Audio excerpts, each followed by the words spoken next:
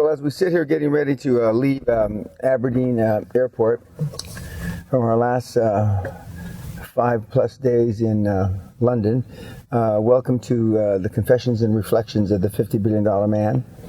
And let me start my taping by, is this Horatio? I have papers for you. Were my 2 lines last night in my debut of Shakespeare in London. And it really wasn't that difficult, actually. I gave it my best English accent. And for one of my mentees, a graduate of the regular seminar in the QLA Hardcore, Anthony Green, who is an actor, director, and producer, an Englishman through and through. And so I went to see his play with Sally and a few other people, and they asked for a volunteer or to say a couple lines. And so needless to say, I volunteered. And I was quite good, if I do say so myself. And so that was fun, but I'll get around to that in a few minutes. It was a very interesting several days in London. As usual, the weather is overcast and cold, but not too windy, or not windy at all here in Aberdeen, which is a blessing. They lost my bag coming back. Sally's bag was okay, so they'll have to ship it up to the castle, hopefully today, if not today, tomorrow. But I saw about 8, 16, 20 plus people in my interviews that I have with the mentees and devotees. Most of them were QLA devotees. I only saw a few of my mentees that are working on their roll-ups. I saw a couple of my actual QLA partners, which I'm actually in their deal as chairman. And it was interesting. The devotees, I'll give you a couple of examples. We had a young 22-year-old, approximately, student from Oslo, Norway, who got up at 3:30 in the morning to fly down to London and to come and see me. I hope the hell he didn't use his life savings, although I'm sure I did alter his life based on the input I gave him. We had people from Brazil, a woman from Brazil. We had a girl, although UK born, a Nigerian young woman. We had a lady lawyer. We had a gentleman from a couple of guys from Sweden, different deals. We had, and of course we had people from the UK, Romania, Bulgaria. I seem to be hot with Bulgarians now. We had 2 or 3 people that have actually already signed up to come to the April seminar who wanted to meet me. I hope they didn't come because they thought they might get their money back, because we have a no money back policy. But it was interesting to see them. And remember, I see these people between 20 and 30 minutes max, although a couple of my business partners I did see longer because that's the way the schedule was. One gentleman that I was going to meet with, who was a 35-year veteran of one of the big 4 accounting firms, who I was going to sack from one of the boards, and I'm chairman, decided not to come to the meeting. And he decided that discretion was the better part of valor. And that may be Shakespearean, actually, now that I think about it. And he didn't come, and although I was looking forward to seeing him in the flesh. I always like to give bad news in person. And so he resigned without coming to see me. And so we had a number of interesting kids. And we had one young man who's a 20-year-old Muslim kid who was attending, I want to say Glasgow University, but it's not that. But he was in London with his chairman. And his chairman wanted to meet me because, although he didn't say it this way, he didn't believe that I was really mentoring these guys. He didn't see any upside why I would do this and put my name and reputation out on the line for kids that attend the seminar, which is a very good fucking question. Why the fuck would I do it? But it's part of the deal. You get the free mentoring after you come to the seminar. And so, but this kid has, on his own bat, as they say here in Britain, put together the board, including this very well-known ex-Big Four partner as his chairman. And I explained to him how the process worked. And I chuckled when he said, I understand it. I understood the process roughly, Mr. Pena, before I met you. But you do explain it a little better than this young guy who was sitting in the room in our suite at the Ritz. I also got ambushed twice, actually.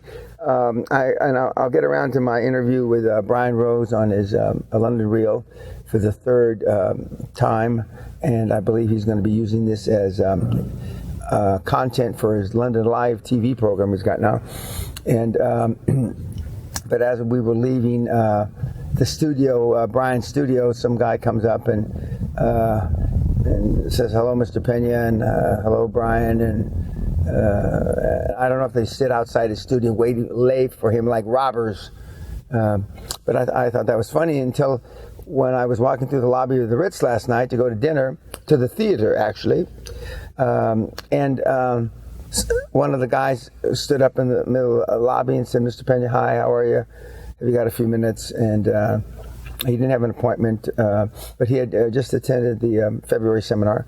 But I was fully booked just about every minute of the day and night while I was there. And for those of you that hear this, if you don't make an appointment literally the first few days that my schedule is up on my site, there's not a very high probability that I will have time to see you.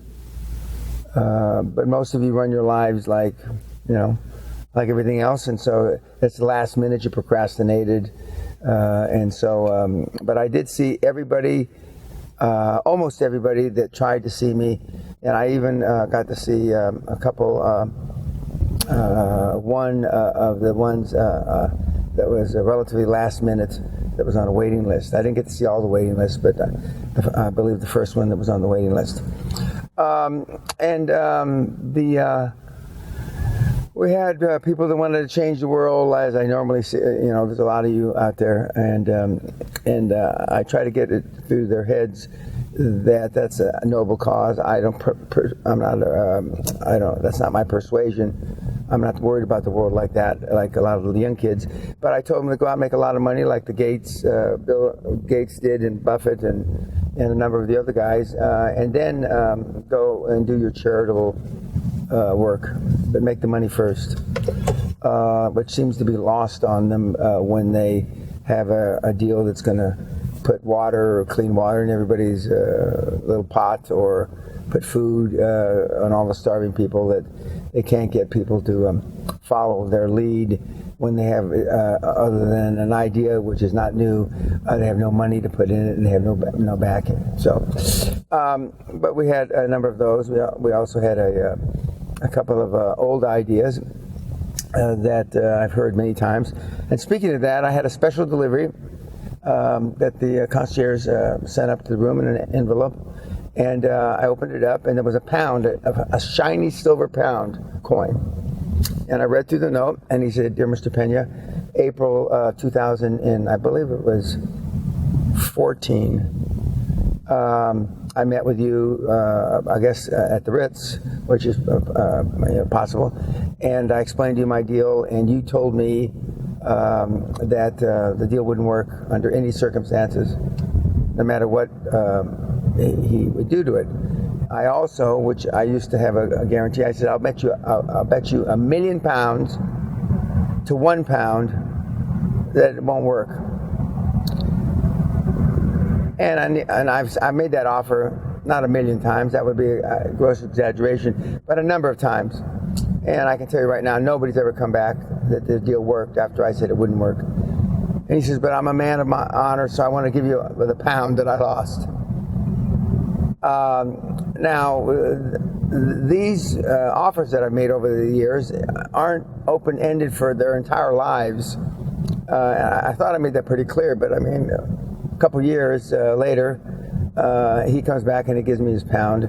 I have no idea, but I surmise he put a lot of more money into it in that time frame, and he still couldn't make it work. Now, I used to have a guarantee during the seminars. You tell me your deal in 90 to 120 seconds, and I will tell you in 60 seconds whether it'll ever work. If it's not going to work the way you have it set up, what changes you should make to it to make it work, or whether you should just shit can it and turn the key.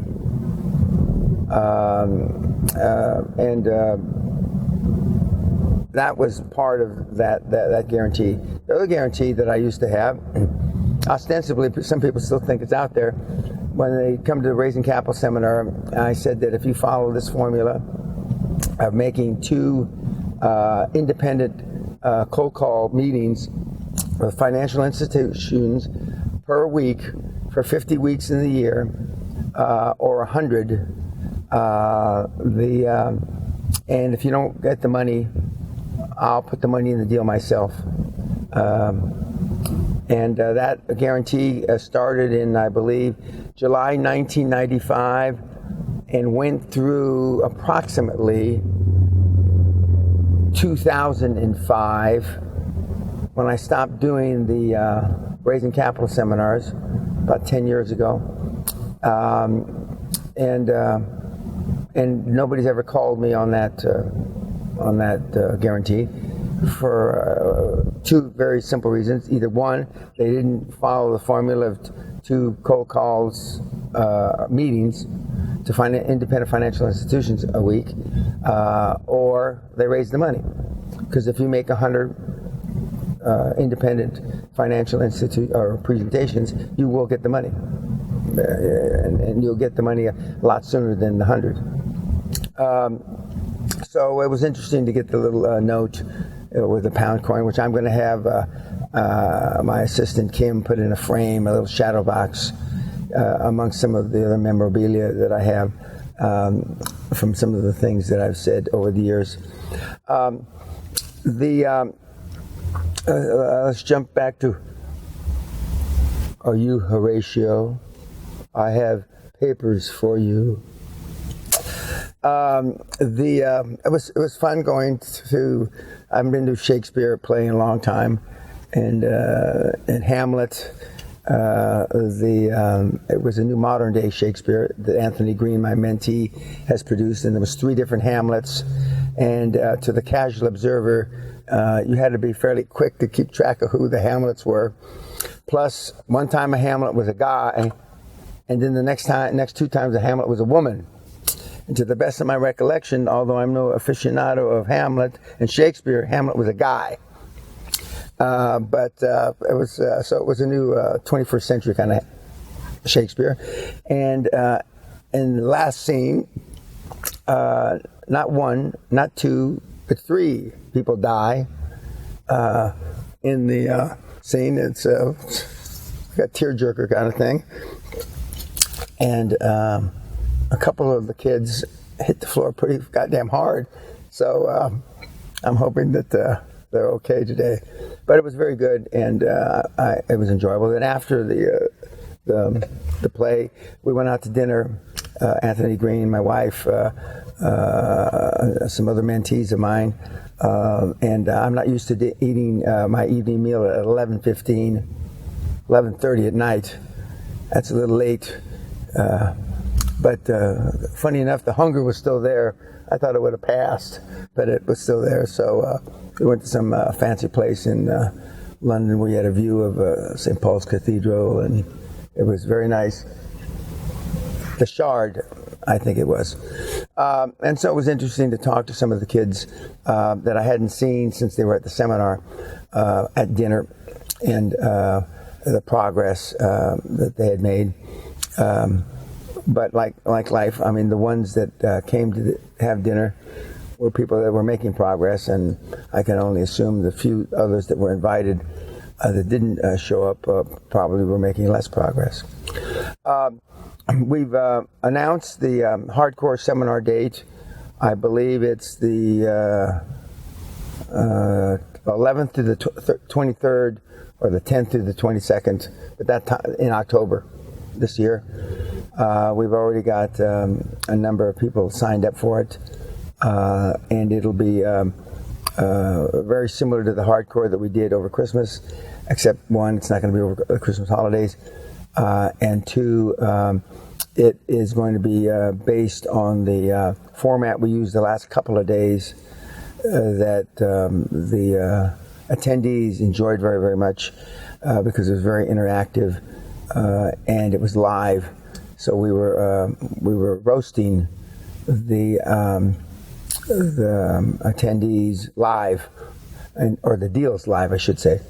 So it's going to be based on that, and and if anybody's interested, you can contact Thelma or Kim at the castle, or Thelma's actually in Asia.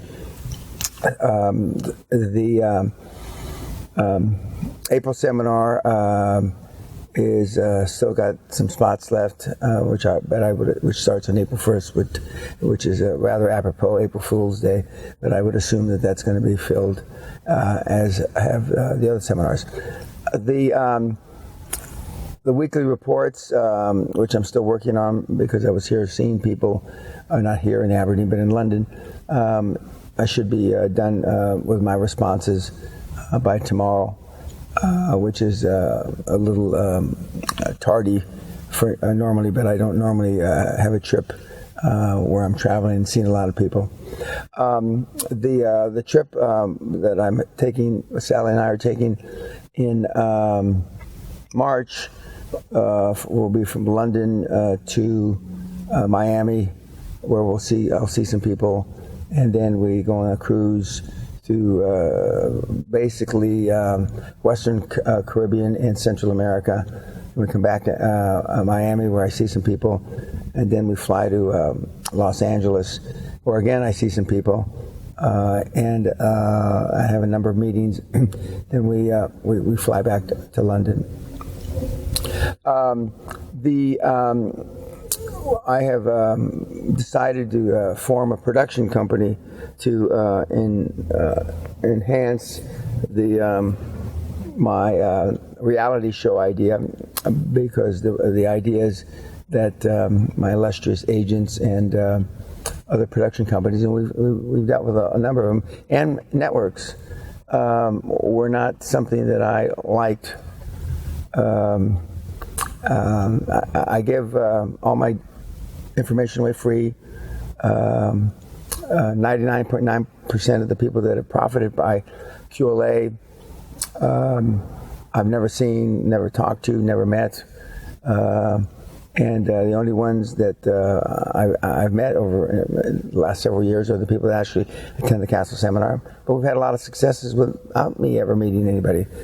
So the subjects that resonated with the showbiz kids weren't the ones that resonate with me, i.e., to be the most hated man in America was one of the themes, financially speaking. So that I'm not doing all this to leave the legacy of being the most hated guy in America. I'm disliked enough in America. I don't have to go out of my way to have a TV series about that.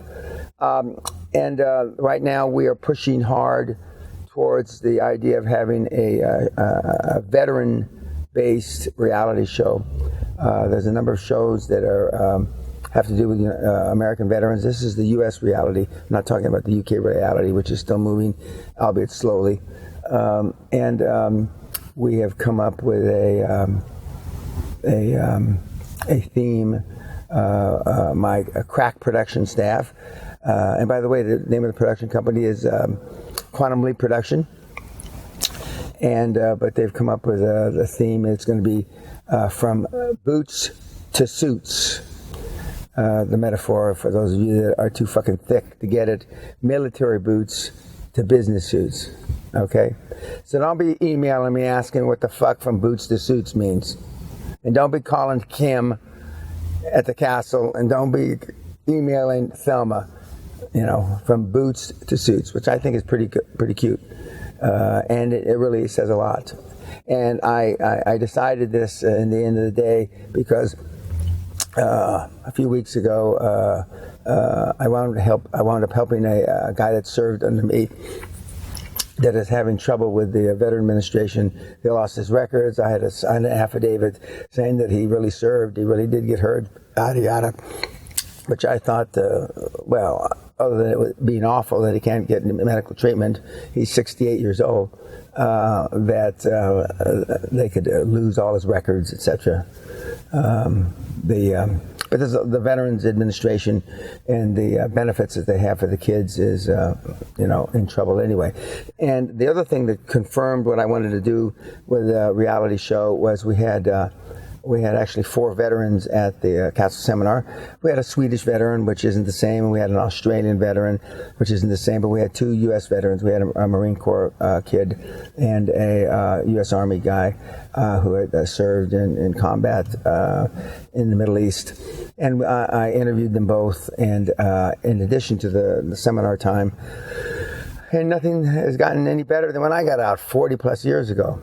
Unfortunately, although they do have educational benefits and you go back to the university and the government will pay, they do have housing benefits where you can get a better mortgage, etc.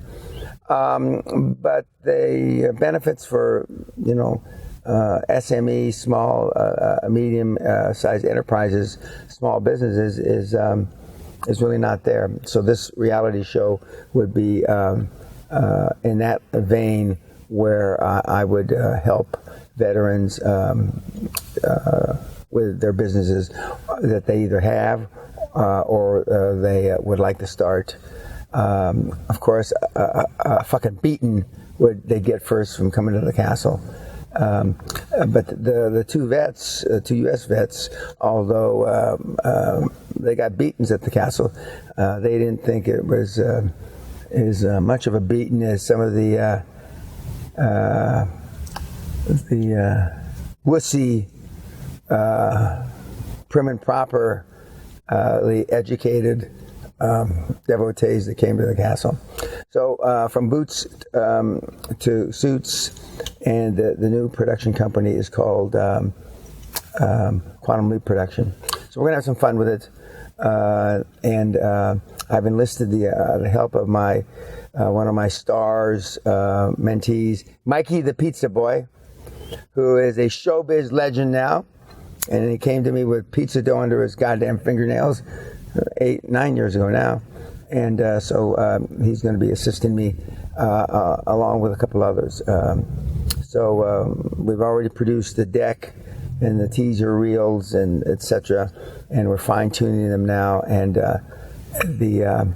we're trying not to make it look too much that I'm Douglas MacArthur or General Patton on the military side.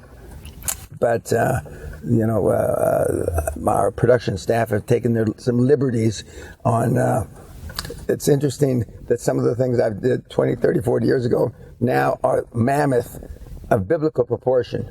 Like I parted the water at the Red Sea or something, which, although I have done some pretty spectacular things, I have never parted the water, the Red Sea. Never done that. I've also never walked on water, but I fully suspect I can. So that brings you up to date on that. We're going to continue with these reflections and confessions. I did a couple more tapings of reading my book, Your First 100 Million. One of which, the second taping I did, I was just getting over a slight... I guess a cold, you'd call it. And it was interesting. I started to get, I thought, a cold the second day of the seminar, but I told myself I can't be sick during the seminar. So I kind of blocked it out, and I went through the seminar the whole week, getting stronger every day. But the day after all the seminar attendees left, I mean, my body just, got in a relaxed state. And I came down with a slight cold, which is very unusual for me. I don't get sick very often. But I did say that it should wait until all the seminar attendees left. We tried a couple of new things, and every seminar we try something new. but we tried a couple of new things at the seminar, both in the format and in how they go out on their own. It's been proven to us categorically that even though we thought that the kids liked a separation from us for a couple of days, they don't. They would rather be at the castle. So we've changed the eating format, and we actually have like the 2 days that would normally go out, we have a mess hall kind of set up in the pavilion where they normally have breakfast and lunch, where now they have a dinner. One night we had Indian, and another night we actually had a fish and chip wagon to come to the castle and cook fish and chips for them. And they really enjoyed that. So they sat there kind of in a mess hall situation. And they enjoyed that. And so it just goes to prove you can never underestimate how wrong you can be. I thought for sure that wasn't a good idea, and I was wrong. And the graduation night was pretty spectacular as usual. But what happens at the castle stays at the castle. So we had a number of people that were feeling poorly the next morning from hangovers, and and it's normally the quiet ones, the reserved ones, the librarian types that drink to excess, and it was proven correct or accurate again for this seminar.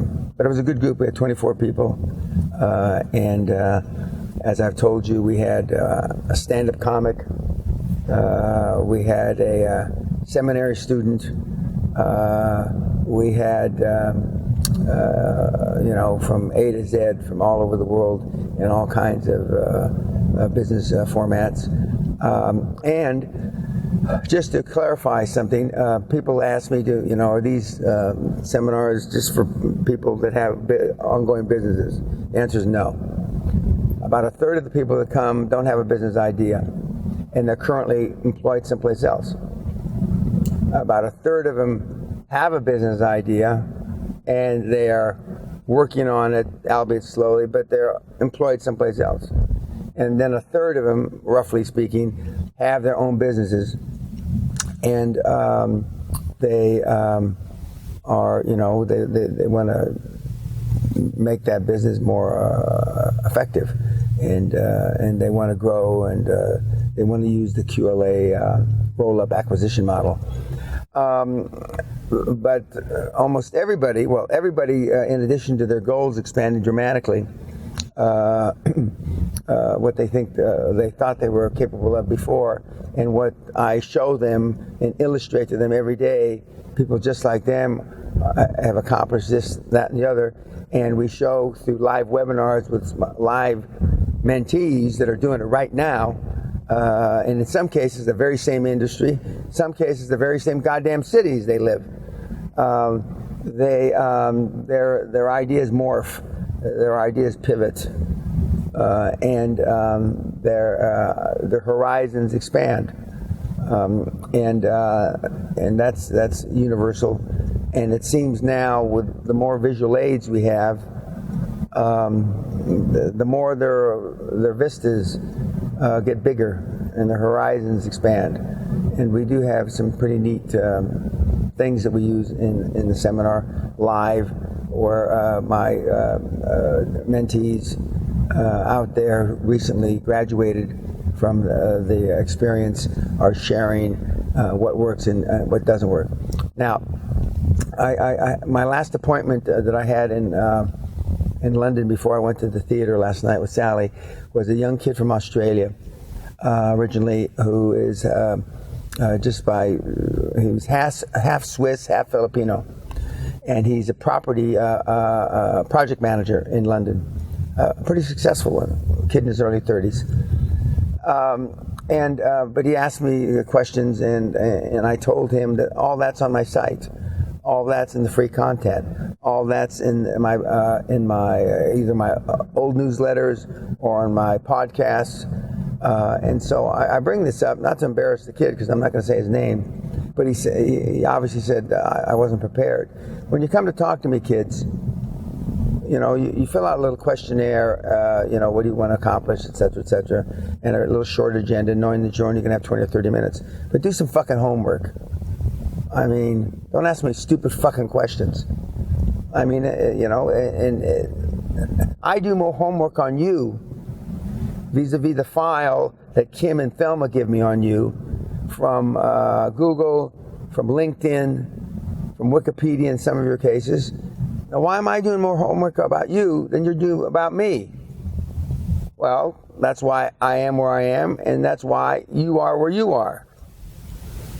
Most of it's because you're lazy cunts, and that become very, clear.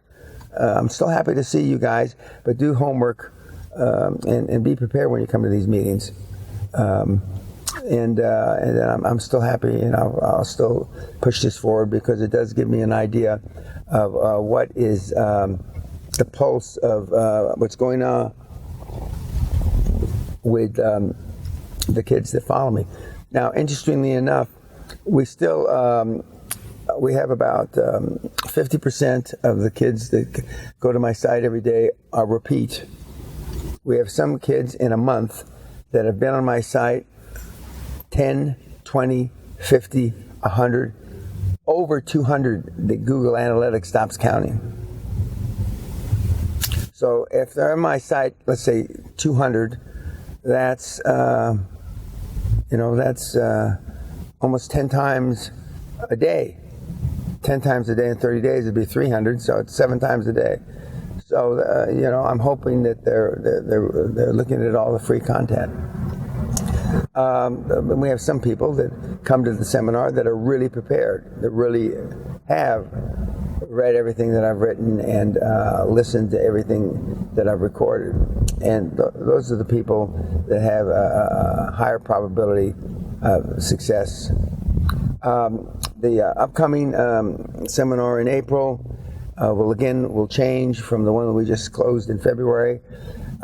Based on it changing, the input and some of the revelations I have, not dissimilar to this podcast, reflections and confessions of the $50 billion man, because I do get good ideas from the seminar attendees, and I do get some ideas from time to time from you guys that that follow me and watch all my YouTube commentary. During the seminars, the YouTube has a great many more people that listen to me. And speaking of those, we just we just passed over 7 million minutes of you kids listening to me on YouTube. 7 million minutes, and that's not too long a period of time, because we really only started doing this the last year and a half too. So that's quite a bit.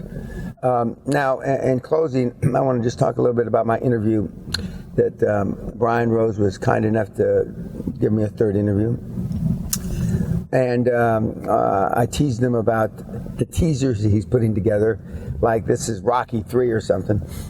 So I'll leave it to your own judgment what you think of it when it comes out. But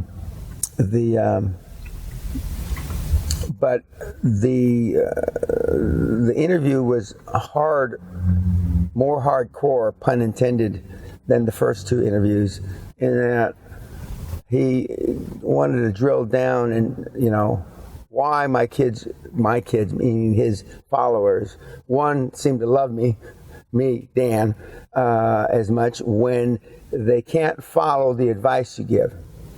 Now, these are my words, not Brian's, which is a great fucking question. And when they see what I did to his life, and even to a blind man or a gal can see that he's had a big transition. And as I told them both at dinner on Valentine's Day, Valentine's night, we went out to dinner, and of course I didn't know it was Valentine's night when we booked it several weeks before, but both at Valentine's night and before our interview and during our interview, we talked a great deal about, he's got literally millions of kids have watched London Real, downloaded it. And even though the demographics are significantly not my demographics, vis-a-vis the economic part, and but why? And I threw out some reasons that I've been given by you, both London Real devotees and my own. The primary reason is that I'm the alpha male role model that you never had, father role model that you never had. And I think, at least of the 24 kids that were at the seminar just a couple weeks ago, every single one of them agreed with that. I mean, everyone. Whether that's true of the London Reelers, I don't know. But he said, what can you tell the London Reelers how to utilize what you give away free? And I told him, frankly and in candor, I didn't think that most of you kids, for those of you, the London Reelers that watch this, can. Because QLA is not for everybody. QLA is about making massive sacrifices in your life. And that's not everybody's cup of tea. And even though you don't have to be an alpha male to do what I do, or do what the kids do, you think you have to be an alpha male. You think you have to have world-class communication skills, which you don't, and you know you don't. You think you have to be super bright, because you all think Brian's bright, and he is bright. I'm not taking anything away from him. And if you haven't figured out I'm fucking bright, then something's wrong with you between the ears. So you see us bright, with good communication skills, although I would argue that my communication skills are better than Brian's, and I think he would agree with that, but his communication skills are still good, very good. So though you've seen that change in Brian, how come you can't do it? It's a great fucking question. And it's not because you can't do it, kids. It's because you don't want to do it, because you're not willing to make the sacrifices. Because the average of the 5 people that raised you and you grew up with, being a high performance person wasn't a priority. And if being a high performance person wasn't a priority, and then you show me your friends and I'll show you your future, if the current people that you're hanging with, so to speak, it's not a high priority, then how in the fuck is it going to be a high priority for you? Okay, and that's how I answered it. Second question, and he brought up, and he says, so mastermind groups and the academy and are shit. Brian's saying that I said, or words to that effect. And I said, yeah. I said, because eagles fly alone. Gates, Jobs, Elon Musk, Ellison, Ford, Carnegie, Dan Pena, Trump, and I can go on and on and on, didn't hang out. Don't go to Sundays to watch the fucking Super Bowl and eat pizza and drink Diet Coke. That's not what we do. And the mastermind groups that Andrew Carnegie, or I should say, Napoleon Hill alluded to, weren't the kind that have formed since in the last 75 years. Those were virtual mastermind groups when Edison, Abraham Lincoln, Jesus Christ, Napoleon, etc. were on the groups, and not the guys that you put on there. And I have a whole section on in my seminar about if you're going to make a mastermind group work, how you make it work. But and as Brian said, but to you, Dan, the thing, the crowning blow, or the thing that works, or perhaps the only thing that works, is mentoring. And I said, absolutely. It's just as I've Brian considers me his mentor, and he's made a lot of changes. He's only scratched the surface. And as I said on his live program, that he's only scratched the surface because that's all he can expand his comfort zone at for right now. A guy in his, a guy in his mid-40s, about to have a baby, that's about all he can't do anymore. I fully believe and hope and believe that his comfort zone will expand greatly, because the difference between the super high performance people like everybody, Elon Musk is the flavor of the day right now, is becoming comfortable being uncomfortable. Always putting yourself under the gun, always putting yourself under stress. So I told him that the kids that downloaded stuff, millions of you, or millions of times, are living vicariously lives, for the most part, you can't do. In my case, some of the fitness guys that are on London Real, you can relate to that better. I mean, you can get maybe 6 or 10% body fat and get ripped and get a six-pack. Some of the guys that say that they can read books, one book a day, which is horseshit, but anyway, you can relate to that. But he also asked me, you don't like reading books? And I said, no, I've read maybe 10, 12 books, and I've read each one of those maybe 10 times over my lifetime. Probably not. But reading books is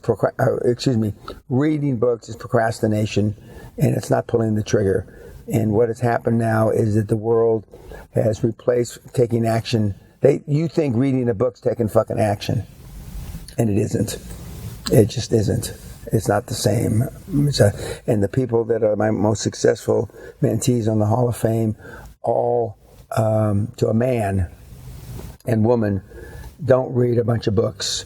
They read 8 or 10 books that I recommend, plus my own, and they've read that several times. And me reading through for these tapings my own book is really it's a revelation to me. And I'm adding author's notes. So I read through a paragraph or two, and it's been updated. Then I say author's note, and then I say what has happened since then, and then I say end of author's note. So I gave Brian my 2 cents, as it were, and it's not 2 cents, about why you kids don't follow the advice. And even though you like hearing me and you say that it's motivating, it's this, that, and the other thing, you have difficulty upping your game. Brian asked me a question towards the end of the interview. He said, Dan, well, isn't if they even improve a little better than none?